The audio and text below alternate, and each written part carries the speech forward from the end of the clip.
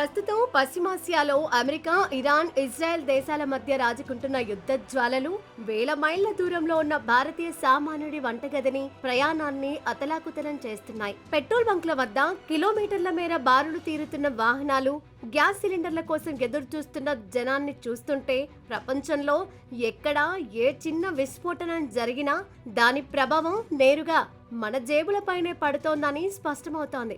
మన తప్పేమీ లేకపోయినా అంతర్జాతీయ రాజకీయాల చదరంగంలో ఇంధన ధరల పెరుగుదల రూపంలో భారతీయులు భారీ మూల్యాన్ని చెల్లించుకోవాల్సి వస్తోంది. దానికి తోడు మళ్లీ కరోనా వంటి సంక్షోభం రాబోతోందంటూ సోషల్ మీడియాలో వస్తున్న వ్యాఖ్యలు ప్రజలను తీవ్రమైన భయాందోళనలకు, గందరగోళానికి గురి చేస్తున్నాయి. ఇటువంటి విపత్కర పరిస్థితులు భవిష్యత్తులో పునరావృతం కాకూడదంటే ప్రస్తుతం జరుగుతున్న యుద్ధం నుండి భారత్ అత్యంత లోతైన, కఠినమైన గుణపాఠాలను నేర్చుకోవాల్సిన సమయం ఆసన్నమైంది. ఈ సంక్షోభం మనకు కేవలం కష్టాలను మాత్రమే కాదు, భవిష్యత్తు భద్రతకు సంబంధించిన హెచ్చరికలను కూడా పంపుతోంది.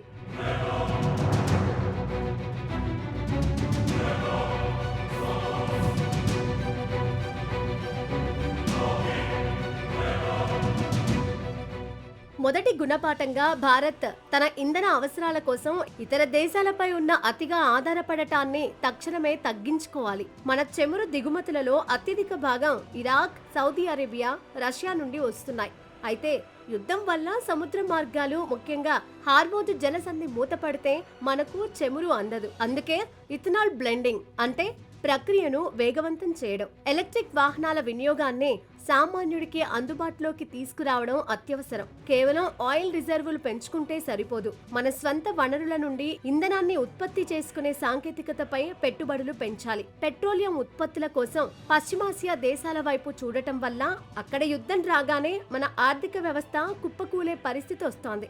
సౌరశక్తి, పవన విద్యుత్, గ్రీన్ హైడ్రోజన్ వంటి ప్రత్యామ్నాయ ఇంధన వనరుల వైపు మనం యుద్ధ ప్రాతిపదికన మళ్లాలి. అలాగే దేశీయంగా వ్యూహాత్మక చమురు నిల్వలను భారీగా పెంచుకోవడం ద్వారా కనీసం 3 నుండి 6 నెలల పాటు సంక్షోభాన్ని తట్టుకునే శక్తిని సంపాదించుకోవాలి. కేవలం ఇంధనమే కాదు, నిత్యావసర వస్తువుల సరఫరా గొలుసు దెబ్బ కూడా స్థానిక ఉత్పత్తిని ప్రోత్సహించడం ద్వారా ఆత్మనిర్భర్ ఆశయానికి ఊపిరిపోయాలి. యుద్ధం వల్ల ఓడరేవుల మూసివేత లేదా సముద్ర మార్గాల్లో ఆటంకాలు ఏర్పడితే మన దేశంలోని పేద ప్రజలు ఆకలితో అలమటించకుండా ఉండేలా ముందస్తు ప్రణాళికలు సిద్ధం చేసుకోవాలి.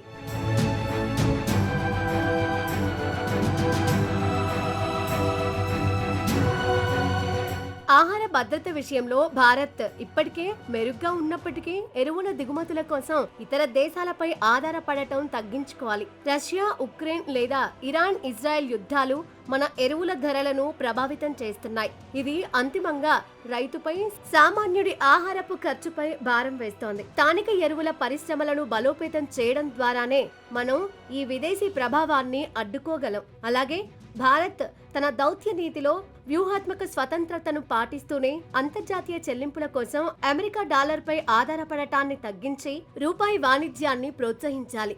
యుద్ధ సమయాల్లో డాలర్ విలువ పెరగడం వల్ల మన దిగుమతి భారం రెట్టింపవుతోంది. ఒకవేళ మనం ఇతర దేశాలతో నేరుగా రూపాయిల్లో వ్యాపారం చేయగలిగితే అంతర్జాతీయ కరెన్సీ హెచ్చుతగ్గుల నుండి మనల్ని మనం కాపాడుకోవచ్చు. యుద్ధం ఎక్కడ జరిగినా అది మానవాళికి చేటేనని, ముఖ్యంగా అభివృద్ధి చెందుతున్న దేశాల ఆర్థిక వెన్నుముకను విరుస్తుందని ప్రపంచ వేదికలపై భారత్ గొంతుకను బలంగా వినిపించాలి. ప్రజలు కూడా అనవసరపు పుకార్లను నమ్మి భయాందోళనలకు లోను కాకుండా పొదుపు మంత్రాన్ని పాటిస్తూ దేశ ఆర్థిక స్థితిగతులకు అండగా నిలవాల్సిన బాధ్యత ఉంది. సంక్షోభం అనేది ఒక హెచ్చరిక మాత్రమే కాదు, అది మనల్ని మనం సంస్కరించుకోవడానికి దొరికిన ఒక గొప్ప అవకాశం అని గుర్తించాలి.